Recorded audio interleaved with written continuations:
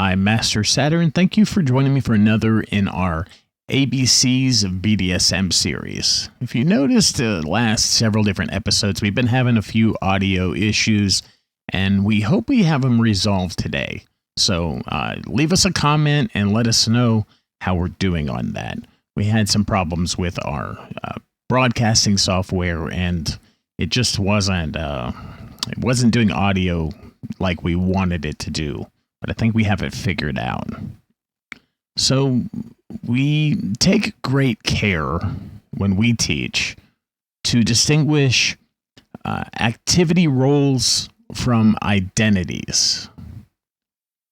In the way that we understand the world of BDSM, activity roles concern whether someone is giving sensations like being a top or receiving sensations being a bottom. And top and bottom, even more simple than that. A top is someone who does something to someone, and a bottom is someone who has something done to them. It's not necessarily giving and receiving, because a lot of times that confuses people with power exchange when we use those words. Identities, though, concern that power exchange. It's someone giving orders, like a dominant, and someone following orders, like a submissive. And the difference between the two is, while in a role play scenario, a role play can be an activity, and then the word role is right there in there. But an identity is someone who has authority and control, maybe both in scenes, but also in everyday life. If you are bedroom only, then you're considered doing topping and bottoming. A bedroom is a scene. A scene happens in a bedroom. Scenes don't typically happen in just everyday life. We don't tend to look at everyday life and power exchange relationships as scenes. A lot of people don't use that terminology because it's more fluid. There may be elements of kink within just everyday life, kind of mixed in there with just doing life. And while these distinctions apply best to what happens in a scene or a play session, some couples discover that because the roles actually express their personalities, they build real-time relationships around them, and thus a role shifts into an identity, like a master and slave, for instance, or a dominant and submissive, a daddy and girl, mommy and boy, whatever gender and whatever honorific you like to use. An honorific is like a title. It's like some people want to use master for certain reasons, and some people don't like to use daddy or mommy for certain reasons. And so honorifics are really what the dominant partner decides they want to be called, and what the submissive partner a lot of times is comfortable calling the dominant partner.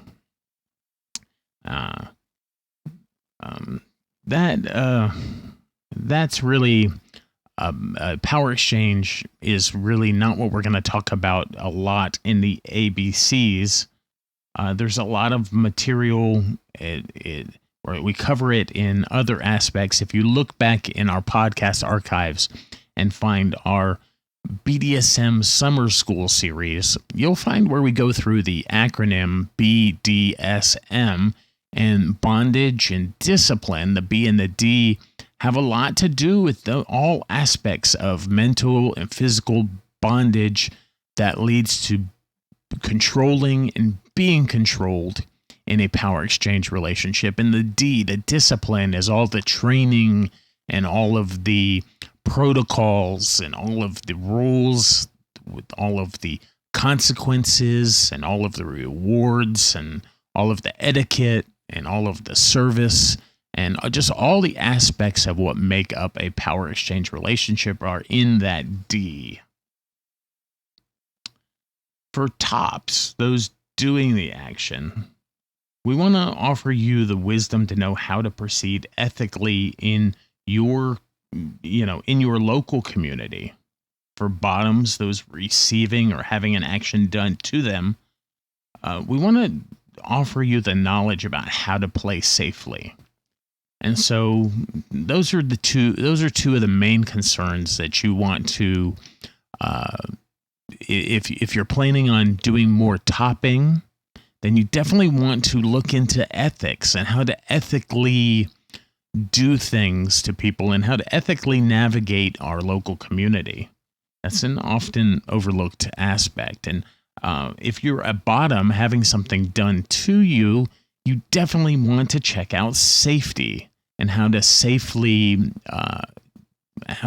find a partner, a play partner, a top to do things to you. But also you need to know the safety, because you can't depend on other people. You need to know whether the person doing something to you is doing it safely, so that you can safe word if you have one, or just use plain English and tell somebody, whoa, no, that doesn't look safe. I'm not going to let you do that to me.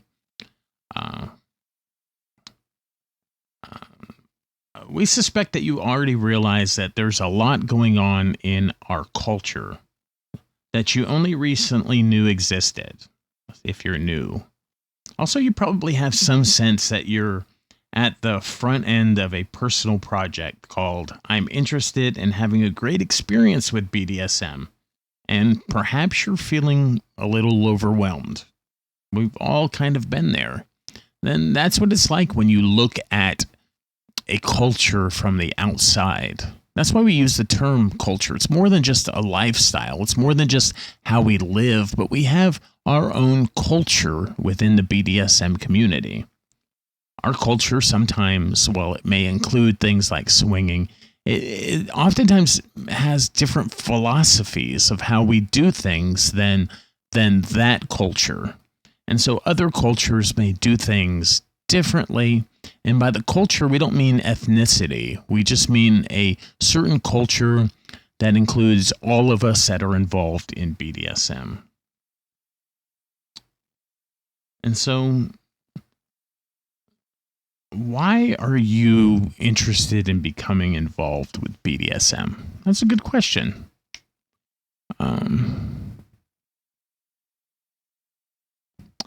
Perhaps you think it's going to be fun and exciting, maybe sexy, maybe taboo. People make a lot of fuss out of sex and sexually different people. And it's enough to get many people to start asking questions on their own. Perhaps you think BDSM is comforting to know that you're not so weird. Maybe you just are somewhat of a misfit in the world. Maybe you just don't know where you fit or how you fit into this big, wide world. And some people feel like they don't fit with their peers. They suspect that their sexual interests and maybe their fantasies might be a little unusual or maybe even extreme, depending on how vanilla the people are around you. In BDSM, these same people find that others have similar or even more extreme sexual preferences. And a lot of us make friends. Perhaps you're saying, I just can't get these sensations anywhere else, and definitely not safely. For many people, BDSM provides opportunities to have experiences that they can't get anywhere else. After all, where could you go to find someone who will play with live fire all over your body? Where else can you find someone with a passion for forced orgasms? And who do you know that can leave you vibrating after sex, unable to possibly walk for 20 or 30 minutes? And where else can you find someone who will make pretty patterns on your skin with hypodermic needles? Where can you safely find someone who could choke you a little bit or spank you a little bit without being abusive or violent? Well, within BDSM, that is the place, because we focus not just on doing stuff, but we focus on being risk aware and doing things safely. We don't want to harm or injure anyone. We just want to play. Perhaps you're saying that you want to stretch your imagination. Many walk the BDSM journey in order to stretch their imaginations in the bedroom. In the bedroom, you can really be whoever you wish. The torturer, the obedient slave, a sleeping beauty, a vampire. You can make your partner beg for mercy or enjoy begging yourself. With some imagination and effort, you can rearrange or redecorate your bedroom, your apartment, your house, your play space, wherever you find it, to support your wildest fantasies. Here you can cross the line from what you've been experiencing already in your sex life to what you've been fantasizing about having in your sex life. Living within the world of BDSM makes it fun to take charge or to surrender. Really, your fantasies are not new or probably aren't unique. There's a whole culture of people that are already practicing the things that you fantasize about. And, there is a lot of role play that takes that people play in, but then there's also a lot of real life stuff. There's people that don't role play about who they are. So within BDSM, you can also find not just role plays and fantasies, but you can also find reality and authenticity. There are people who are slaves all the time to their masters. And there are people who are masters all the time to their slave partners. They do so ethically. They do so consensually. They do so safely. So all of those things exist within the culture of BDSM. Perhaps you're saying the people that I meet and the sex I have are just so boring. BDSM lets us try out fantasies to decide whether we like them enough to try them again. Or perhaps you may put something on your limit list. You may try something, and a lot of people say, I got to try it 2 or 3 times before I know I like it. But that's not necessarily true. If you don't like something the first time, you can put it on your limit list. You can say, you know what, that's just not going to be something I'm into. It's something I thought I might be into, and I was willing to try, but I'm just not into it. Maybe you want to play a different role. Maybe you want to be the giver instead of the receiver, like you initially may have fantasized or thought. We can determine our own sexual proclivities. If done right, thoughtfully, and with intent and with integrity, yes, you'll find integrity in our culture, you'll be able to craft yourself an entirely new life in the bedroom or everywhere. BDSM can transform you. Where else can we experiment with rough, unusual sex practices without seeming odd or weird? Where else can you offer yourself as a gift to another person, knowing that they can't make the magic happen without your consent and willingness, and being in a relationship where you trust another person to be responsible for what happens to you? Well, that's an amazing gift, and trust really is the key. And there are people willing to go through the communication and all of the different steps in order to earn your trust within the culture of BDSM. Magic can happen once you firmly establish that bond of trust. You can let go without losing yourself. You can put your fears, your anxieties, even your orgasms in the hands of another person, who then makes the decisions about what your body will and will not experience. You can enter an alternate universe, so to speak, through subspace or dom space. Trance-like experiences await you. But it's a one-way door you're thinking of walking through. Very few can go back to a completely vanilla life. It'll change your worldview and it'll change your sexual preferences, possibly forever. There are those who treat BDSM somewhat as a revolving door. They're kind of into it for a while, out of it, in and out, in and out. But it does affect you. There will be that taste in your mouth for some of the things that you experience. If it may not be the kink, it just may be the communication. It may be the openness. It just may be things about our culture that you have a taste for, even if you're not, don't have a taste for the kink. Not everyone within our culture is kinky.